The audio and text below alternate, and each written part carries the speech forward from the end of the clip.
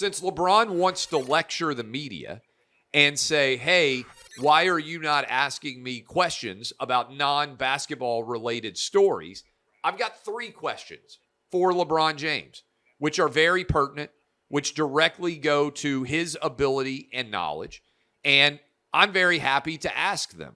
So I took a picture of my questions, LeBron, and these are the questions that I would ask. And maybe, just possibly, I need to get into a Lakers press conference one day and actually ask all these questions because, frankly, most people in the media that cover the NBA are too big of pussy willows to actually ask the questions, right? So here are my questions for you, LeBron James. First of all, do you support basic human rights in China? Easy question. LeBron, do you support basic human rights in China? Because you've never given an answer on that question.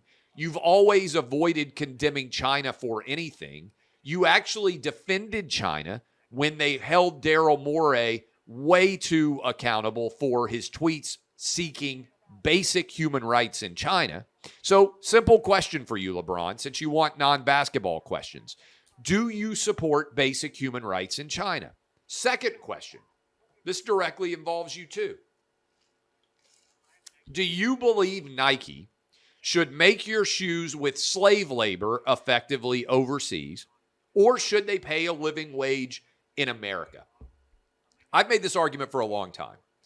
If LeBron wanted to make a real difference in Akron, he would say to Nike, hey, I want all of my sneakers made in the United States of America. I want a living wage paid to all employees, and I want you to build a factory in Akron, Ohio, my hometown. Nike would have to do it. So if you're going to ask American moms and dads to pay $200 for LeBron James's sneakers, why doesn't LeBron say, pay a living wage, make my sneakers in Akron, Ohio, and employ underemployed Akron natives to make my shoes, pay a living wage to Americans instead of slave labor wages overseas? I'd love to hear LeBron's answer to that question. Third question that I would ask LeBron.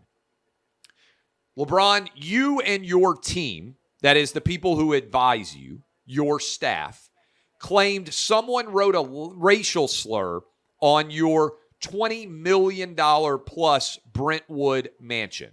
Okay, Brentwood, super high income area of Los Angeles. That house may be worth $50 million now. Okay, over $20 million LeBron paid for this mansion. You told us, LeBron, that someone scrawled a racial slur on your gate. When the Los Angeles Police Department showed up to investigate this, they found no evidence that a crime had actually occurred. And everyone in the media just dropped the story and pretended it didn't exist anymore. Why have you not apologized or explained that story? The LA Police Department showed up at your house minutes after they were called and found no evidence of what you claim, that is a racial slur scrawled on your gate. Amazingly, the security camera that you have that looks directly at your gate, it wasn't working.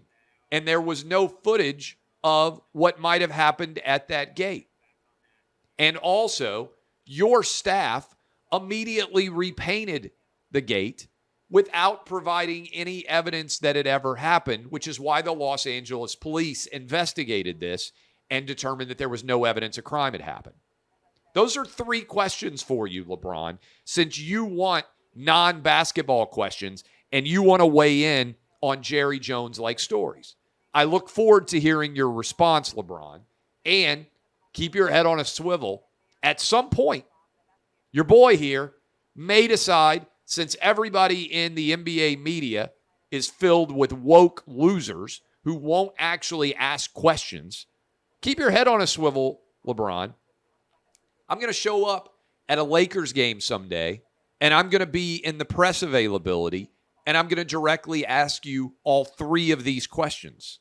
So study up, decide what your answers are, and get ready because your boy, who ain't afraid of anybody, is not a member of the woke NBA media that's going to suck up to you. I'm going to come and actually ask non-basketball questions.